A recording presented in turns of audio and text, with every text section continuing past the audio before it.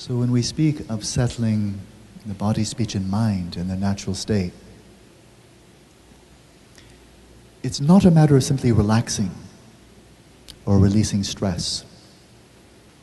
We relax every time we fall deep asleep. We're very relaxed. But the mind is also very dull. We're deep asleep. We don't even know we're sleeping.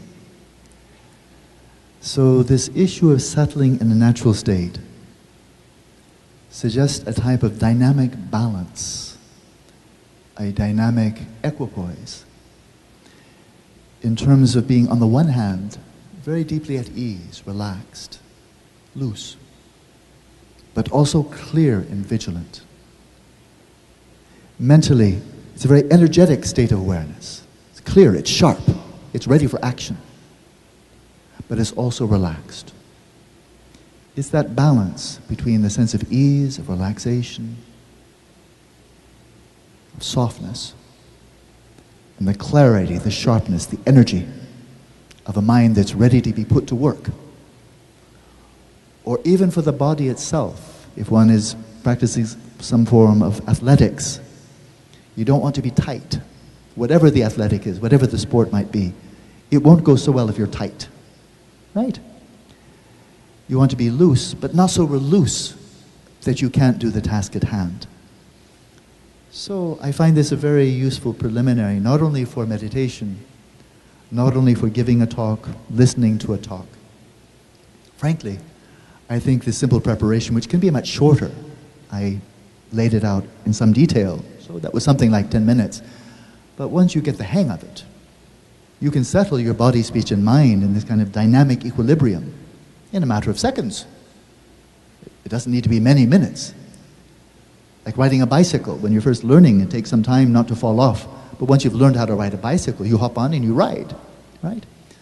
So, to prepare one's body and mind to do something very meaningful, settling body, speech, and mind in this natural state, relaxed and yet clear, vigilant, energetic. I think that would be a very good way to begin any classroom, whether in university level or even for kindergarten, for 5-year-olds. This is not complicated. This is not something small children can't do. They just need a bit of encouragement, a bit of, how do you say, training. So whether for education, how can we learn anything if we're tight, if we're anxious, uptight? How can we learn anything if the mind is not clear? If the mind is not focused? If to varying extent we're suffering from attention deficit hyperactivity disorder, ADHD. If you have attention deficit, how can you learn anything? You're not paying attention. But if you have attention hyperactivity, you're paying attention, but to all kinds of things. Because the mind is scattered, going here and here, like a little bird jumping from one limb of a tree to another. How can you learn anything if your attention is scattered? So, for education, to get an education, the mind must be a suitable vessel to receive the knowledge, the insights, the practical skills the instructor might have to offer. But you may have a brilliant instructor, but if your mind is not a suitable vessel, then you don't get benefit, right? And so for education, even in business, if one comes to a board meeting and is discussing policy for one's company, it seems to me this would be a good way to spend the first 2 minutes. Everybody gathered around the boardroom table. And first, before we jump into the task at hand, which will require intelligence and memory and creativity and discipline and insight, we need to get the job done. True, yes? Wouldn't the job be better done, more effectively done, if everybody at the boardroom table is beginning the formal meeting relaxed, still, composed, and clear, energetic, bright? So, for the mundane tasks of the world, of running businesses, of getting education, and then of course of mental health, a balanced mind is really the key. So that's how we begin. So, my dear friend, respected colleague Sinto has given me a number of questions here. I'm not sure how closely I will adhere to the questions, let alone the notes that I wrote. But they're certainly very meaningful questions. I think otherwise you wouldn't be here. Questions that we're already asking of ourselves. As a Buddhist practitioner, translator, teacher, I find that the teachings of the Buddha and the Buddhist tradition over the last 2,600 years, to a very large extent, the teachings are addressing concerns we already have. Certainly, ideas are raised, theories, hypotheses, perspectives are raised that we may never have thought of. Perhaps they weren't our concerns when we first entered. They come gradually. But the Buddha Dharma must come to meet us where we live and not ask us to go to the monastery first, where they live. Right? And so I'm assuming, since you are all here, you must already have some interest in how you may cultivate a greater version of yourself. Otherwise, you came to the wrong lecture. Wrong time, wrong place. Right? I'm interested also. I know for myself, I'm a work in progress. I'm not a finished product. I'm not an arhat. I'm not Buddha. So a work in progress. Right. So how to become a better version of ourselves? One of the questions is how to become better versions of ourselves in the various roles that we play. So for myself, although I was a monk for many years, I've now been a layperson, my dedication to Dharma is the same. Dedication to Dharma is the same. But simply lifestyle somewhat different. But as I'm getting older, also, the difference also is fading away somewhat. So not a whole lot of difference, but still, I have great respect for those who have taken monastic ordination. But my life over the last 25 years or so, 26 years, has been as a layperson, but again, I really have devoted as much as I possibly can, my life, to practicing Dharma. And we look at this question in the context of Dharma, of a better version of ourselves, in the various roles we play. So in my present context, I'm a grandfather, I'm a stepfather, I'm a husband, I'm a teacher, I'm a student, I'm a translator, a teacher, a writer, and so forth. I'm also a citizen, a taxpayer, and so forth. So we have many roles that we pick up and we put down. So when my grandson is with me, I'm arising in the mode, relational, relative to this one little boy, of grandfather. He calls me grandpa. Nobody else does. So I'm arising in that occasion relative to this little boy as grandfather. To only one person am I arising in the mode of being husband. To some people I'm arising in the mode of being a teacher. To others I'm arising in the mode of being student, and so forth. So there are many roles that we take on through the course of our life, different stages of our lives. And the roles come and go. I can easily imagine no longer being a teacher. All I have to do is stop teaching. I'm no longer a teacher. It's finished, right? I can very easily imagine no longer writing, no longer being an author. Written many books, I can easily imagine stopping. Then I'm okay, I used to be an author, but no longer an author, right? So roles come and they go. I used to be a monk, now no longer a monk. I'm now actively teaching, but I can imagine stop teaching and just spending my time in solitary practice, in retreat. I can easily imagine, quite happily imagine.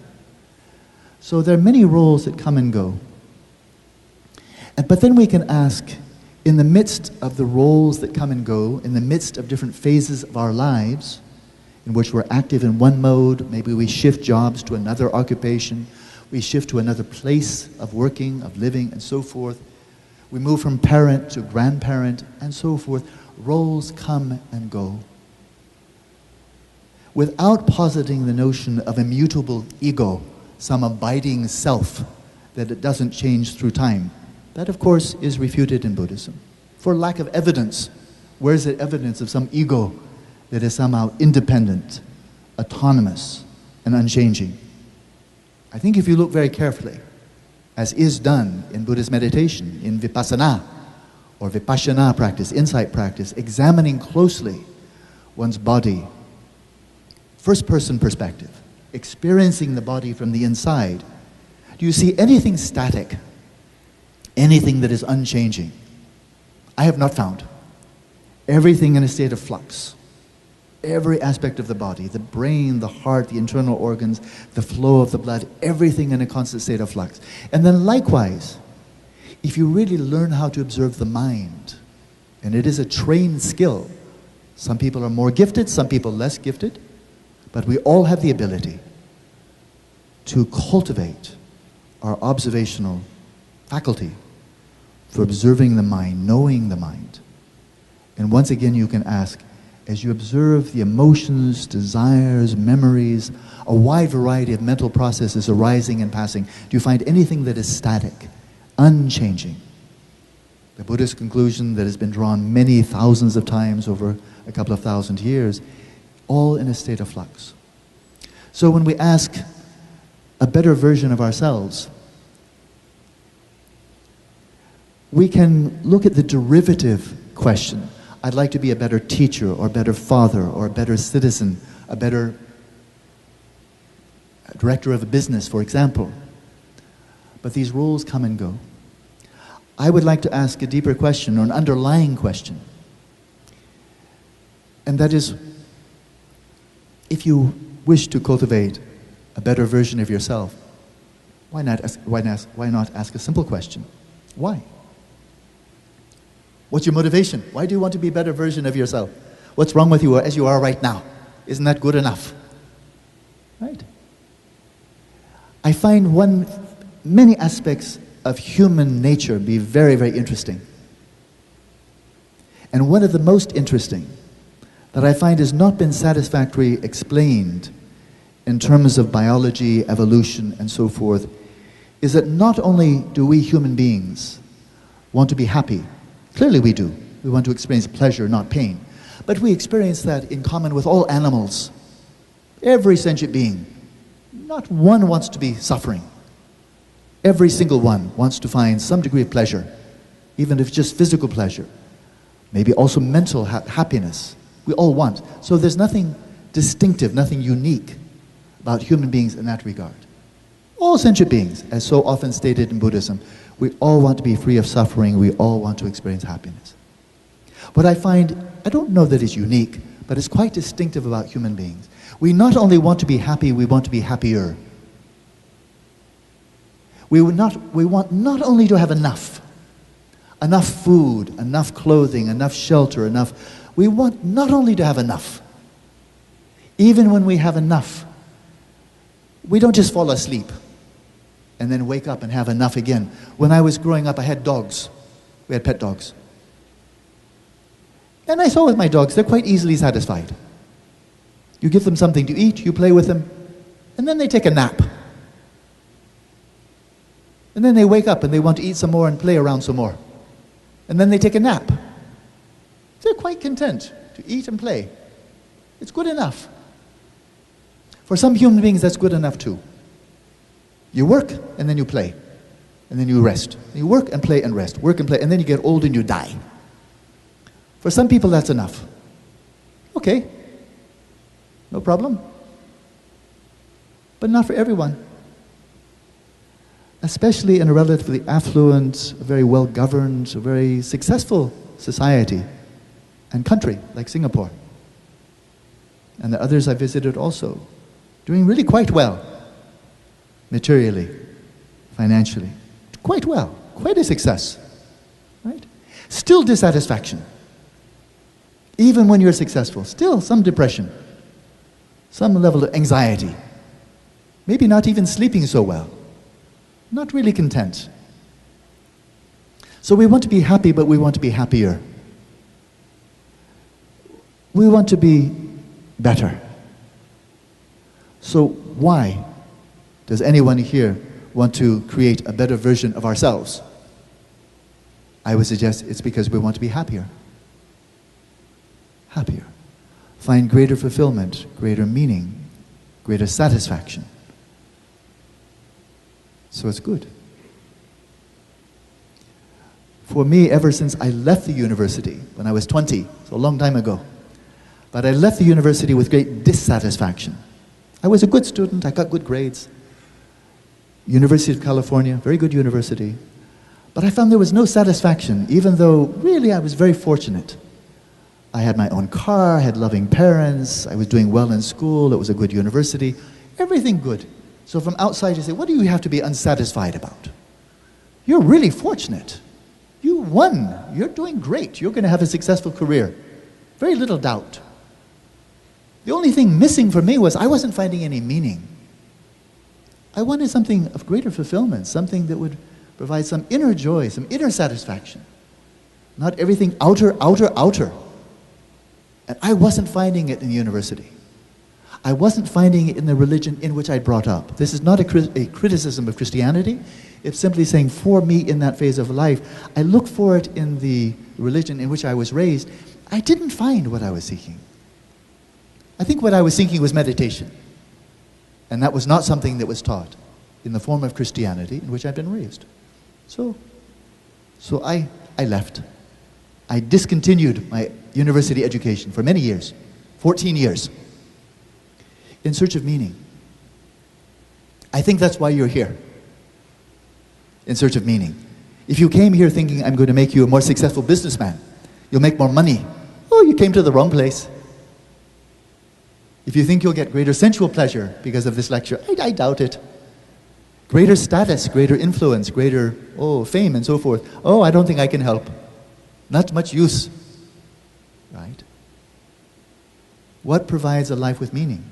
Why do we wish to be better versions of ourselves? I think it's meaning. And so as I've reflected upon this personally in my own life, my own aspirations, as I reflect upon those around me, as I've now met many, many people, I see three aspirations, three pursuits that to my mind have everything to do with meaning. And one is the pursuit of virtue, because that's what we really mean. A better version of ourselves. I don't think you came here thinking a better version of myself is I want to make more money. I want to have an extreme makeover and look more attractive. Or more power, more influence, more status. I don't think that's why you're here. Why would you come to a Buddhist monastery to learn that? You go to some other seminar, it'll be much more expensive. Right? Not that. To live a better life, to be a better person. And their virtues, whether there are Christians here, are Buddhist, secular people, whether they're from any kind of worldview, there are many virtues that we all agree upon, whether religious or non-religious. We can give quite a long list. Greater patience, greater kindness, greater generosity, greater compassion, humility, and so forth. And we know what the negative qualities are. Again, there's a great degree of common agreement. Being belligerent, being angry, being selfish, arrogant, contemptuous, greedy, selfish, and so forth. We all know. And we all know that we are prone to, that on occasion our minds are subject to, almost like coming down with the flu or some other contagious disease. At times our minds do succumb to these mental afflictions. They're called klesha in Sanskrit. Things that afflict the mind, that give rise to unrest, being ill at ease, throwing the mind out of balance. And we know we're not at our best. So I was just having a conversation, an interview, and I made this comment, very core Buddhist teaching.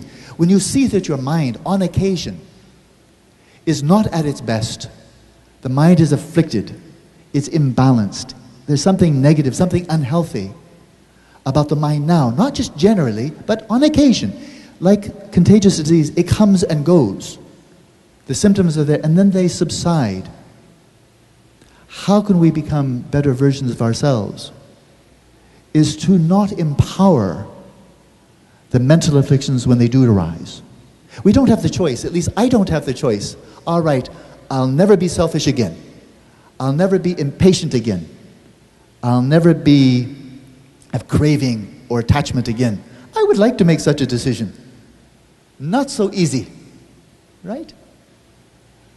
So we can't simply control whether our minds on occasion become quite unhealthy, quite negative, quite afflictive. But where there can be some control, some real influence, where we can become more master of our own lives and become gradually, day by day, better versions of ourselves, is by not empowering the mental afflictions when they do arise. Just like when we have a contagious disease, We would like for it to just stop, but we don't have that ability. We suffer. It's a flu. We have all the symptoms of flu. Very unpleasant. But there's something we can do for society when we have the flu. And that is quarantine ourselves. Do our best not to make our disease contagious. Right? Then you're a good sick person. You're keeping it to yourself. But of course, we don't only experience negative states of mind, unhealthy states of mind, afflictive states of mind. We also naturally, in the course of the day, of a week, of a month, and so forth, there are occasions when wholesome mental states of generosity, of kindness, of caring for other people, of patience, of mindfulness come up. Right? They come up. On those occasions, that's a time to really engage. That's the time when we can offer our best. That's the time when we can empower these wholesome mental states. So where does mindfulness come in? This is one of the questions. How can we become better versions of ourselves? Well, first of all, recognize when is that mind relatively healthy? When is the mind relatively unhealthy? And then moreover, Buddhist insight practice, vipassana, is very much about gaining insight into what are the causes and conditions that help bring about more wholesome states of mind, positive emotions, benevolent states of mind, mindfulness, clarity of attention, inner peace, quiet, calm. What are the causes? Well, this is where meditation really comes in. This word meditation, the Sanskrit is bhavana, which means to cultivate. So in the quiet of our own rooms, or that when you have a residential retreat center here, perhaps you can take a weekend or a week or even longer and have only one thing to do: cultivate your heart and mind. Metta bhavana, cultivating loving kindness towards yourself, loving kindness towards others, cultivating mindfulness, greater presence of mind, cultivating attention skills. And so a crucial element of this, of cultivating, creating better versions of ourselves, is recognizing what does that even mean? What are those occasions in which really wholesome qualities are coming forth that we would like to empower, to cultivate, to strengthen? And doing so through meditation, but also by acting. When it comes to loving kindness, one of the greatest virtues that we all accept, atheist or religious, Buddhist, Christian, Muslim, we all value loving kindness. We all know it's a virtue. Right? When it comes up, the Buddha said there are two ways of cultivating loving kindness. One is sitting quietly in meditation, in solitude, and practicing metta bhavana, the meditative cultivation of loving kindness. So I won't teach it right now. It's quite simple, not complicated. Children can also do, right? So this is one way of cultivating the mind through meditation. But the Buddha said there's another way of cultivating loving kindness, and that is acting with loving kindness, expressing it, bringing it out to the world. That also cultivates one's own mind. So we cultivate the mind not only in solitude, not only in quiet, not only in meditation retreat, but the mind is cultivated through activity. So the Venerable Abbot spoke of socially engaged Buddhism. Socially engaged Buddhism is a way to directly be of benefit to the world around us, to other human beings, to animals, to the environment at large. Very important.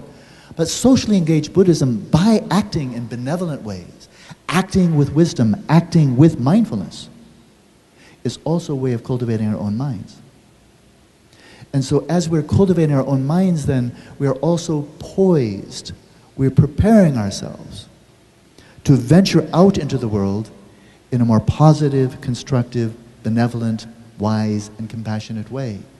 So in this way, the barrier or the demarcation, the separation of meditating in solitude and practicing socially engaged Buddhism, the boundary between the two begins to fade out. Because as you're socially engaged, you're cultivating your mind. And as you're cultivating your mind, you're preparing yourself to be socially engaged. So I think I'd like to come to a close pretty quickly here, because I think what I'm looking forward to most is not hearing my own voice. I've heard it many times. But what I'm looking forward to is your own questions, your comments, the insights you might like to share. I'm looking forward to the dialogue. But I'll say this in terms of the core theme: better versions of ourselves. We can ask, but who are we prior to the various roles that we take on? The role of a parent, an employee, an employer, a husband, a wife, and so forth. We can approach this question from the outside in. We can take workshops, we can take seminars, we can get coaching on how to be a better boss, a better husband, a better father, better parent, and so forth. All good, no problem. But I think the Buddhist approach, simply another approach, is to work more from the inside out. And that is prior to adopting a particular role, when we're sitting quietly in our own chambers,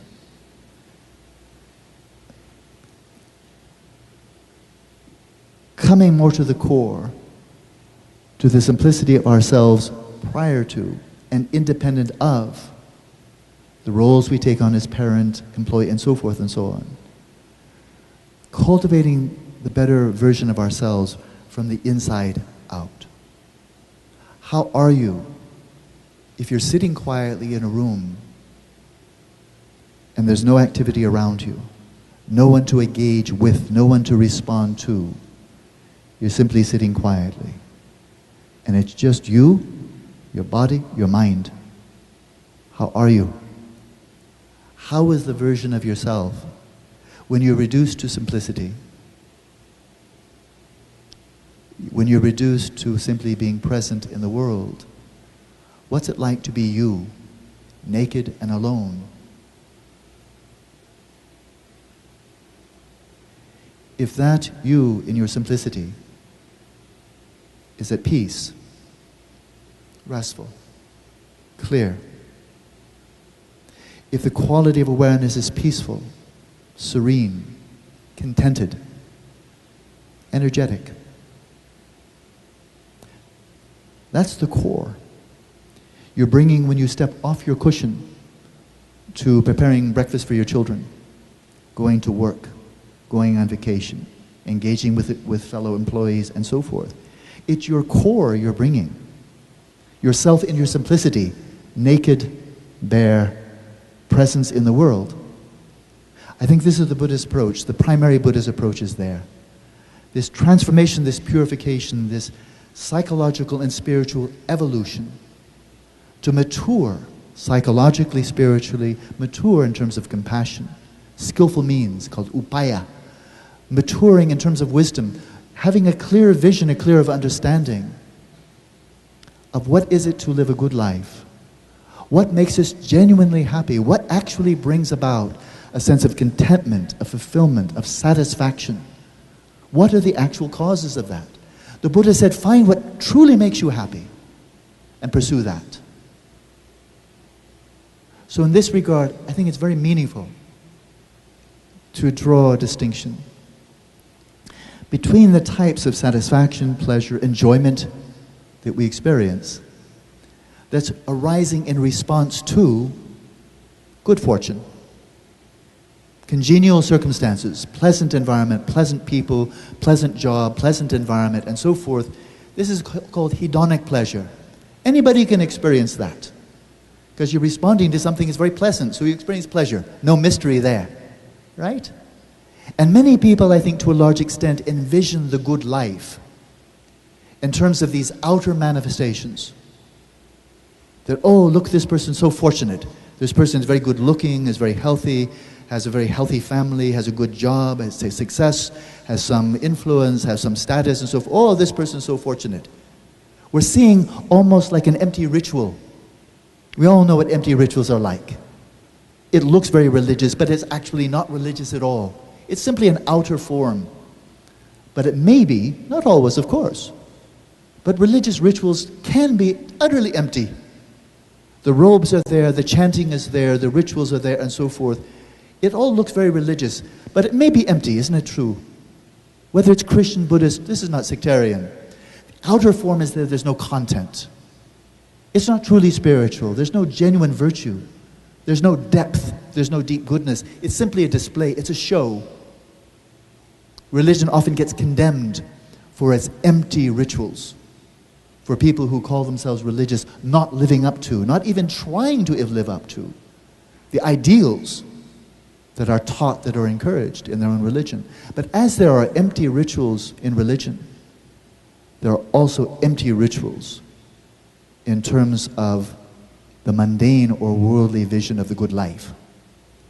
You see, outwardly, oh, this person has such a good life. So handsome, so healthy, so strong, so successful, so much wealth, so much prosperity, status, influence. Oh, wow, this person's so fortunate. And meanwhile, popping one pill after another for anxiety, for depression, for insomnia. No satisfaction. It's an empty ritual. All the outer display of prosperity, of the good life is there, and there's no core. There's nothing behind it. It's an empty facade. Isn't it true? And in a relatively affluent, prosperous, and well-governed country like Singapore, there's a real edge there. Because outwardly you have every reason to be happy. People say, but look, you have everything. You've got what other countries are striving for, where there's so much poverty, poor education, poor health, and so forth and so on. No wonder they're struggling. But in very prosperous countries like Sweden, like Switzerland, like New Zealand, like Singapore, if you're still not happy, even when you're really succeeding, then you start asking interesting questions. That's when Dharma really shows Dharma, spiritual practice, the cultivation of heart and mind, is indispensable for finding the good life, the true good life, the truly better version of yourself, not merely a role, not merely a facade, not merely making an impression, but from the inside. So in a way, this is the whole point. This is the great value of being relatively prosperous, of having leisure, that you don't need to spend these 2 hours working to make a little bit more money so you can take care of your children. Your children will not suffer if you take off 2 hours tonight. You'll not miss any meals. You'll not miss paying your rent or your mortgage. You'll get by. You really have the leisure to spend 2 hours in something that may not be financially productive, right? We have that leisure. You have that leisure in a relatively prosperous place like Singapore. Much more difficult if you're living in a place like Syria, the Sudan, Bangladesh. Much harder. So in a way, to have succeeded in terms of hedonic well-being, worldly success, is a wonderful thing. It's a wonderful thing. Not as an end in itself, but having taken care of our worldly needs, then we are poised, we are ready, we are ripe for asking deeper questions. What constitutes a meaningful life? What does it mean to have a better version of ourselves? What does that mean? Where's the core? Where's the essence? So whether outwardly you have great prosperity or you merely have enough, you have great fame or you're hardly known by anyone, you have great power and influence or very little, all of that is quite secondary. Because I have known people, I've lived with monks, I've lived with other people as well, who have very little wealth, very little power, very little status, but such immensely meaningful lives, contented lives, lives of fulfillment. They have enough. They're not struggling just to have enough to eat and so forth. But having enough, then rather than trying to have too much, and then way too much, and then way too much, which frankly is the model of Eurocentric civilizations. If you have enough, good, now have 10 times as much. Right? That materialistic paradigm is, frankly, it's antiquated. If there was ever a time when it was timely, that time is past. Because we now have 7 billion people on the planet. And if all of us, all 7 billion of us, each one of us wants to have too much, wants to have way more than we need, then the world is not large enough. There are not enough natural resources. We will deplete and violate our natural environment. It's not a model that works. And now it becomes more and more evident that to strive to have enough is very meaningful, that's good. To strive to have way more than enough in terms of acquisition, consumption, and so forth, at this point, I have to say, I think it's morally irresponsible. Because if one person has way more than that person needs, this means other people have less than they need. Isn't it true? So another vision of the good life, of not just more and more of the same, but having enough of the basic requisites, and then having a great appetite for greater meaning, a greater version of ourselves, having a vision of perfection.